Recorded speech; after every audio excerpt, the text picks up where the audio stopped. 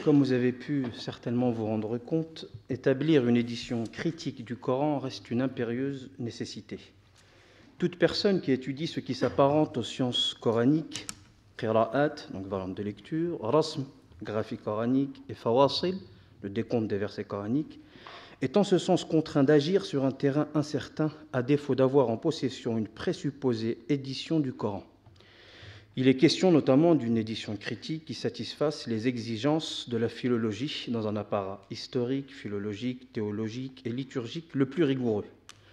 Cette initiative fut entreprise par Berstrasser, Jeffrey et Pretzel dans un travail méthodique qui consistait en une étude minutieuse des anciens manuscrits, mais elle a été compromise suite à leurs décès successifs. L'absence d'une édition critique du Coran a indirectement incité les orientalistes à consacrer plusieurs ouvrages à la genèse du Coran et de l'islam. Parmi ces ouvrages, ceux de Goldzeyer, Lamens, mais également Lulling, Wansbroek, Krohn et Cook témoignent d'un scepticisme à l'égard du récit traditionnel du texte coranique et proposèrent d'analyser le Coran sous deux angles de vue.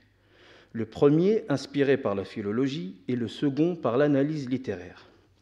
Cette analyse aboutit d'une part, comme le soutient Luxembourg, à une première hypothèse qui consiste à l'existence supposée d'une forme primitive du Coran issue d'hymnes chrétiens pré-islamiques. La seconde considère plutôt le Coran comme l'achèvement d'un processus de constitution d'une écriture qui devient progressivement canonique jusqu'à être entièrement fixée au IIe, donc 8e, voire codifiée au IIIe, 9e siècle. Si aucune édition complète du Coran n'a encore vu le jour, plusieurs études fragmentaires ont été entreprises et montrent l'ancienneté de ces codex. Le palimpseste de San'a et les travaux autour de ce dernier en sont un exemple, mais également l'édition du Codex Parisino-Petropolitanus et sa reconstitution par François Desroches, qui tente à démontrer une élaboration primitive du Coran et une mise par écrit très tôt du corpus coranique pour laquelle la transmission orale fut décisive. Par ailleurs, toutes ces études de qualité et de grande importance méritent que ces fragments manuscrits soient également analysés à la lumière des données contenues dans les traités de qira'at, rasm et fawasil. Toutefois, ce type de travaux reste encore difficile en raison du peu de manuscrits édités par rapport à leur nombre existant et surtout par rapport au caractère contradictoire des sources musulmanes. François Desroches a montré à juste titre qu'un ensemble de documents accessibles comme manuscrits anciens permettent d'étudier l'histoire du corpus coranique sur de nouvelles bases. Par conséquent, confronter sur ces bases les données de la tradition et les manuscrits eux-mêmes nous permettrait de cerner de manière plus précise l'évolution du livre Coran. Un des manuscrits que je vous propose d'observer est le Codex arabe 331, conservé à la Bibliothèque nationale de France à Paris. Selon la classification de François Desroches, le manuscrit arabe 331 fait partie des manuscrits type Hijazi du groupe B1A. Il est composé de 23 bifeuillets et reste incomplet. On peut y compter de manière générale 19 lignes par feuillet. Il représente aussi à peu près 15% du Coran. L'importance du manuscrit arabe 331 s'évalue tout d'abord par son ancienneté. En effet, même si la datation de ces manuscrits reste un point controversé, la plupart des spécialistes proposent une rédaction entre le 1er et le 2e siècle de l'Hégire. Ils sont ainsi les témoins incontournables de la mise en place du corpus coranique. Les manuscrits de cette période étant généralement dépourvus de points diacritiques, l'étude de leur squelette consonantique et leur confrontation avec les traités de rasm, qira'at et fawasil qui ont été rédigés entre le 4e et le 6e siècle de l'Hégire, devraient, comme j'ai pu le dire, permettre d'apporter un éclairage sur l'élaboration du corpus coranique. Ces traités, en majeure partie élaborés par Ad-Dani, Ibn Najah, un de ses élèves, Ash-Shatibi et As-Sakhawi, sont pour ces trois disciplines les plus importants. Ces éminents savants se sont particulièrement basés dans leurs ouvrages respectifs sur les récits de tradition et sur l'observation de quelques manuscrits coraniques. Chacun des savants cités a une position différente lorsque l'examen oculaire contredit les traditions de Rasm. Ad-Dani s'attache vigoureusement à la tradition, alors qu'Ibn Najah et Sakhawi privilégient relativement l'examen oculaire. Une des questions primordiales est de savoir si les savants musulmans, avant d'établir les règles régissant les qira'at, le rasm et le fawasil, ont réellement observé l'ensemble des manuscrits existants à leur époque. La réponse est certainement non. Ont-ils pu alors observer un nombre de manuscrits assez important? Et dans ce cas, lesquels? Il est malheureusement difficile de répondre à ces questions avec précision et certitude, car les manuscrits mentionnés dans les ouvrages des savants cités plus haut restent aujourd'hui introuvés. L'intérêt de confronter les manuscrits en notre possession avec les traités de qira'at, rasm et fawasil est que cela permet de montrer l'existence de graphies de qira'at non uthmaniennes qui circulaient à une époque assez tardive. Elle permet également de montrer que certains manuscrits en circulation n'avaient pas été observés par ces savants. Je voudrais donc maintenant vous exposer les particularités graphiques de l'arabe 331. Nous avons le cas ici de Anna Shi'tum, donc dans la sourate 2, verset 223. Pour ce mot coranique, Ad-Dani, dans son ouvrage Al-Muqni', et Ibn Najah, dans son ouvrage Mukhtasar al-Tabyin, sont d'accord pour indiquer que dans tous les manuscrits coraniques, la hamza s'écrit avec la dent du ya, comme on peut l'observer, dans l'édition du Caire. Pour ces derniers, elle s'écrit posée donc sur la dent du ya, car elle est précédée par une kasra. Et on peut l'observer, donc nous aussi, observer dans notre manuscrit arabe 331, elle est représentée par un alif.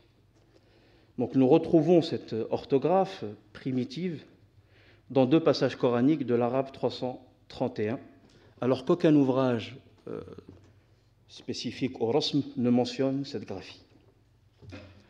Nous avons le cas également de Al-An, dans la sourate 8, le verset 66. Vous pouvez observer qu'à l'édition du Caire, on n'a pas d'alif. Donc le mot Al-An a 7 occurrences dans le Coran. Celle de la sourate 8 nous intéresse particulièrement. Ibn al-Ambari, dans son ouvrage Marsoum al-Khat, mais également al-Mahdawi, al-Dani, al-Juhani, Ibn Najah, sont d'accord pour déclarer que Al-An s'écrit sans alif dans tout le Coran, à l'exception de l'occurrence dans la sourate Al-Jinn, la sourate 72, verset 9. De son côté, As-Sakhawi, pour l'occurrence de la sourate Al-Jinn, précise l'avoir observé sans alif dans le Mus'haf al-Shami. Comme vous pouvez l'observer, le manuscrit arabe 331 a conservé le alif pour cette occurrence. Le cas de Suqat al-Hajj.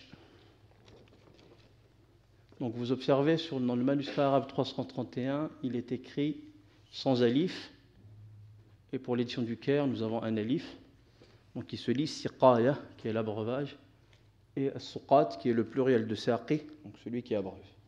Donc pour ce mot coranique, Suqat, la quasi-unanimité des spécialistes du rasm reste silencieux. C'est-à-dire qu'ils ne mentionnent strictement, ou qu'ils ne donnent aucune information sur ce terme. Ils ne mentionnent ni la présence du alif, ni son absence. Toutefois, Ibn al-Jazari traite de ce point en précisant avoir observé ce mot sans alif dans des anciens masahif. Il ne qualifie ces masahif, en tout cas il n'attribue ces masahif à aucune province ou aucune région. Il dit simplement masahif qadima, donc des masahif anciens.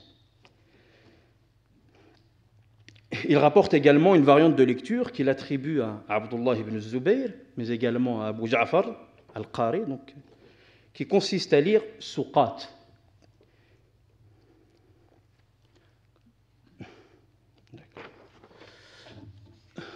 Vous avez également le cas de Ulal al-Bab.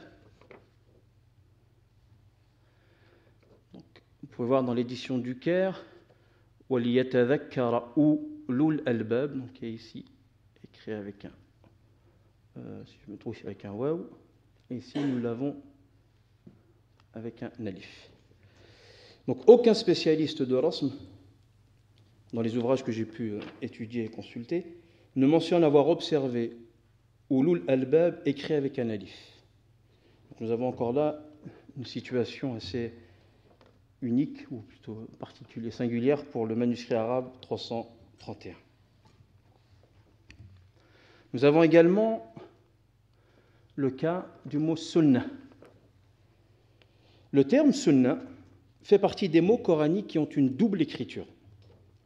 Il peut s'écrire avec un ta ouvert ou fermé.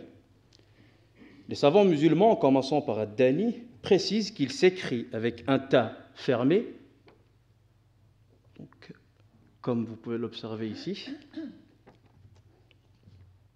Donc il s'écrit avec un ta fermé dans le Coran, à l'exception de 5 occurrences. Ils citeront la sourate 8, la sourate 35, mais également la sourate 40 et la dernière, et une autre, pardon, où il s'écrit donc avec un ta ouvert. Donc aucune référence ne mentionne le terme de la sourate 15, verset 13, écrit avec un ta ouvert. Donc c'est une des exceptions qui a certainement dû échapper à nos spécialistes.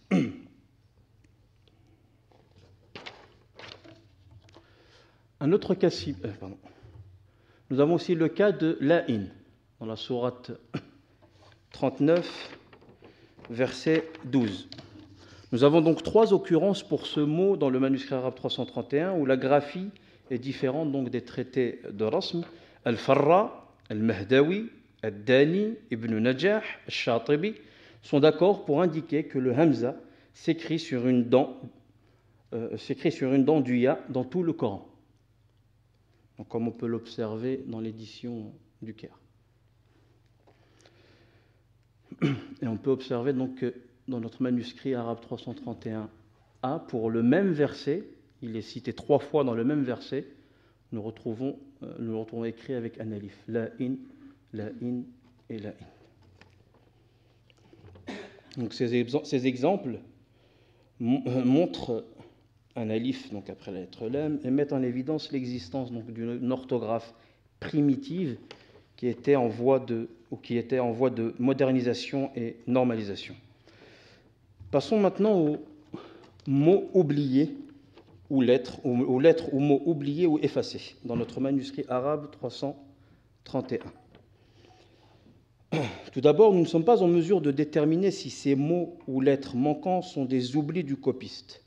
Néanmoins, dans un cas, qui est celui de la sourate 2, verset 137, il y a de fortes raisons de penser qu'il n'y a eu aucun oubli de la part du copiste et que c'est ainsi qu'il l'a mémorisé ou recopié de l'original. Donc vous avez ici Fa'in amanu bima, c'est ce qu'a écrit le copiste initialement, et une autre personne a ajouté bimithli. Alors que pour l'édition du Caire, de manière générale, les qira'at, l'ensemble des qurra, des lecteurs, des lectures canoniques, lisent fa'in amanu bimithli ma. Et là, nous avons fa'in amanu bima. Il est difficile de croire que c'est un oubli du copiste, puisqu'il n'est pas écrit dans notre manuscrit fa'in amanu et ensuite ma, et qu'il aurait oublié bimithl. Donc c'est que cette personne ou ce copiste a mémorisé ou de l'original a écrit donc bima.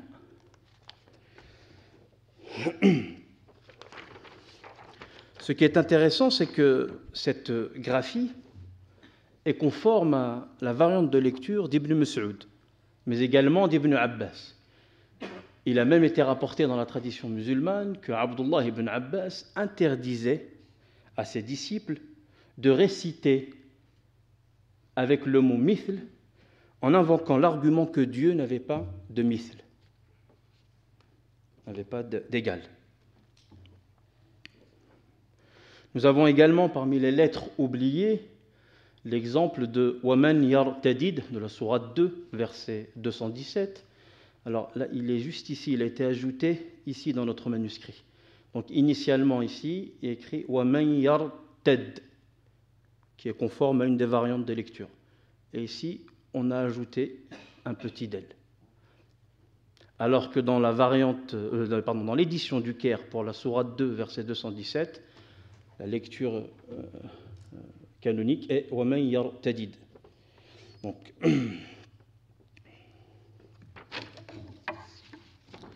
passons maintenant aux lettres qui ont été effacées.